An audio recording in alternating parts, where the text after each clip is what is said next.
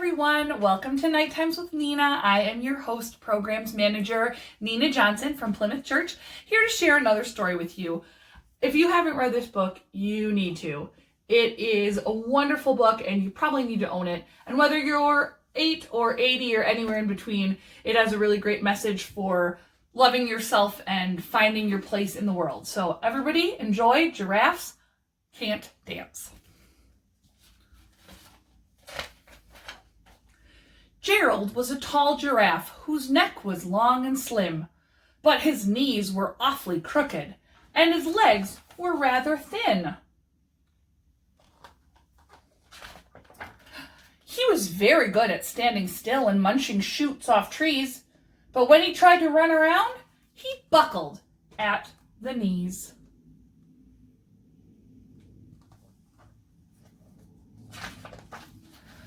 Now, every year in Africa, they hold the jungle dance, where every single animal turns up to skip and prance.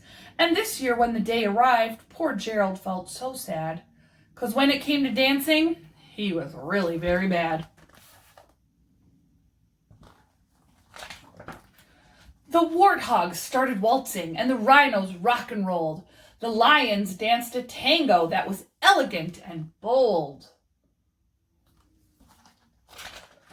The chimps all did a cha-cha with a very Latin feel, and 8 baboons then teamed up for a splendid Scottish reel. Gerald swallowed bravely as he walked toward the floor, but the lions saw him coming and they soon began to roar. "Hey, look at clumsy Gerald," the animals all sneered. "Giraffes can't dance, you silly fool. Oh, Gerald, you're so weird." Poor Gerald. Gerald simply froze up. He was rooted to the spot. "They're right," he thought. "I'm useless. Oh, I feel like such a clot." So he crept off from the dance floor and he started walking home.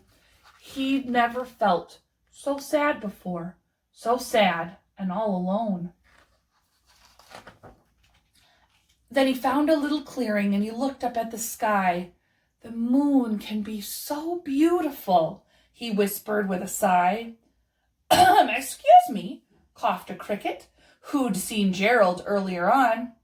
"But sometimes, when you're different, you just need a different song." Listen to the swaying grass and listen to the trees. To me, the sweetest music is those branches in the breeze. So imagine that the lovely moon is playing just for you. Everything makes music, if you really want it to. With that, the cricket smiled and picked up his violin. Then Gerald felt his body do the most amazing things. His hooves had started shuffling, making circles on the ground. His neck was gently swaying, and his tail was swishing round. He threw his legs out sideways, and he swung them everywhere. Then he did a backward somersault and leapt up in the air. Gerald felt so wonderful. His mouth was open wide. "I am dancing. Yes, I'm dancing. I am dancing!" Gerald cried. Then one by one, each animal who'd been there at the dance arrived while Gerald boogied on and watched him quite entranced. They shouted, "It's a miracle. We must be in a dream. Gerald's the best dancer that we've ever seen."